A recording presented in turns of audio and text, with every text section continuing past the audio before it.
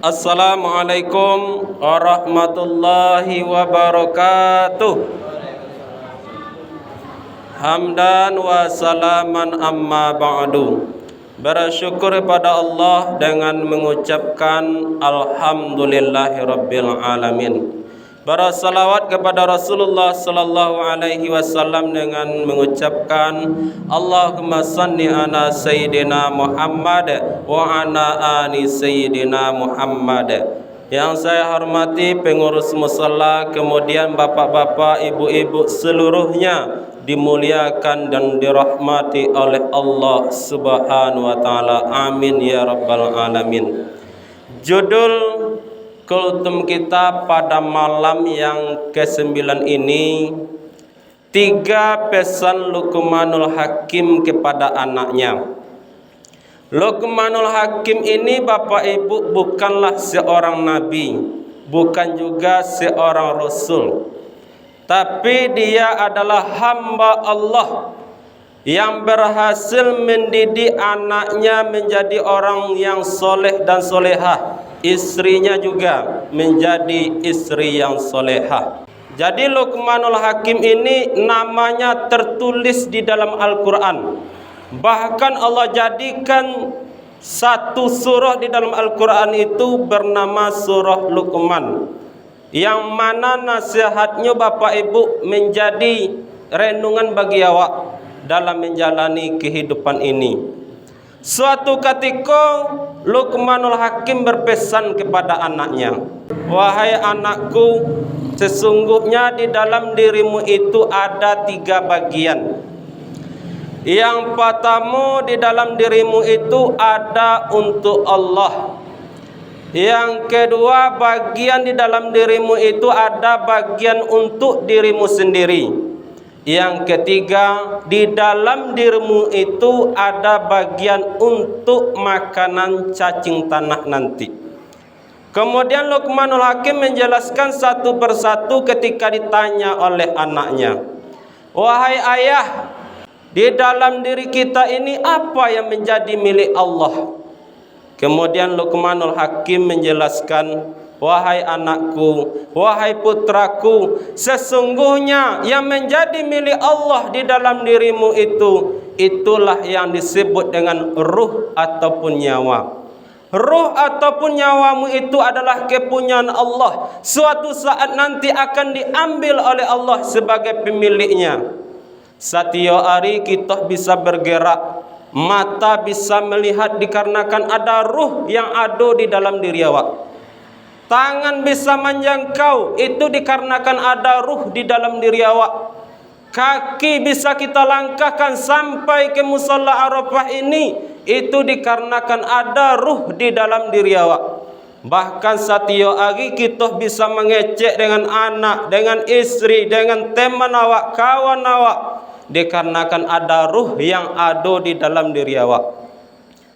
Jadi ruh itu adalah penggerak di dalam kehidupan awak selama 24 jam.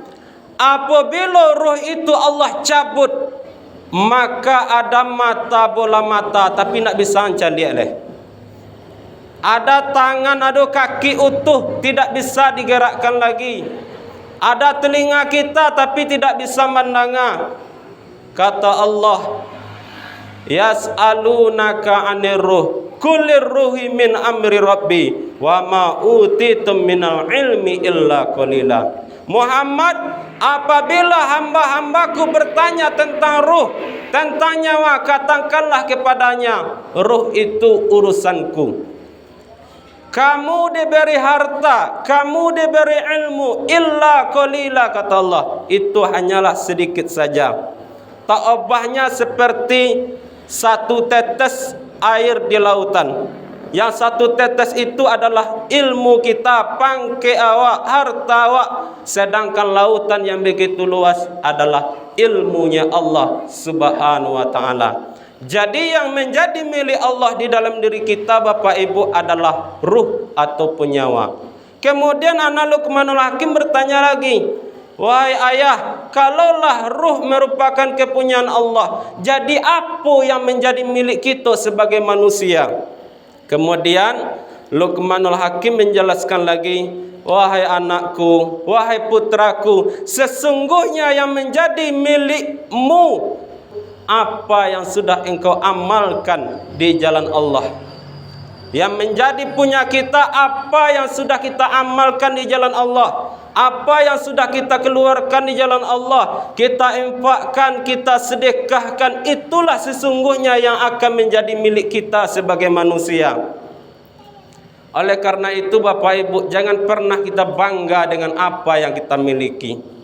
Rumah kita yang bertingkat, mobil kita yang mengkilat, uang kita banyak di bank berlipat-lipat. Kalau ruh sudah keluar dari jasad kita, dari tubuh kita, semua itu akan sirna. Mungkin akan diambil oleh orang lain karena hutang-hutang kita yang banyak. Mungkin akan diwariskan kepada anak awak. Tidak ada yang kita miliki kecuali apa yang sudah kita amalkan di jalan Allah. Salat kita, puasa kita, bersedekah kita, berinfak kita, itulah yang menjadi milik kita. Jangan sampai kita menyasar di dalam Al-Quran, wa anfiqu mimma razaqnakum min qabli ayyatiya ahadakumul maut wa yaqulu rabbi laula akhiratani ila ajalin qarib fa asaddaqa wa akum minas salihin fala yu'akhirallahu nafsan idza jaa ajaluha wallahu khabirum bima ta'malun. Kata Allah, infakkanlah hartamu dengan segera, pergunakanlah umurmu dengan segera sebelum kematian itu datang kepadamu. Kalaulah datang kematian itu kepadamu, kamu akan berkata, ya Allah, tunda kematian ini ya Allah, saya akan bersedekah, saya gunakan hidupku untuk beramal saleh. Tapi apa jawaban Allah? Penyesalan seperti itu tidak ada gunanya. Fala yu'akhirallahu nafsan idza jaa ajaluha wallahu khabirum bima ta'malun. Apabila ajal sudah datang, tidak bisa ditunda lagi. Oleh karena itu, pergunakanlah umur kita untuk beramal soleh. Kita infakkan sebagian harta kita, itulah yang akan menjadi milik kita, yang akan menjadi penolong kita di akhirat nanti. Yang terakhir, Luqmanul Hakim berkata kepada anaknya, yang menjadi santapan cacing tanah adalah tubuh. Tubuh yang selama ini kita dandani, tubuh yang selama ini kita banggakan, yang membuat kita sombong, yang membuat kita lupa kepada Allah. Ketika engkau masuk ke liang kubur, maka tubuh yang selama ini kita banggakan hanyalah menjadi santapan cacing tanah. Oleh karena itu kaum muslimin, tidak ada yang kita banggakan kecuali apa yang sudah kita amalkan di jalan Allah. Hendaklah kita menjadi orang yang tawaduk, rendah hati. Apapun yang kita miliki, hartakah itu, pangkatkah itu, jabatankah itu hanyalah titipan dari Allah Subhanahu wa ta'ala. Tidak ada yang kita miliki di atas dunia ini kecuali apa yang sudah kita amalkan di jalan Allah Subhanahu wa ta'ala.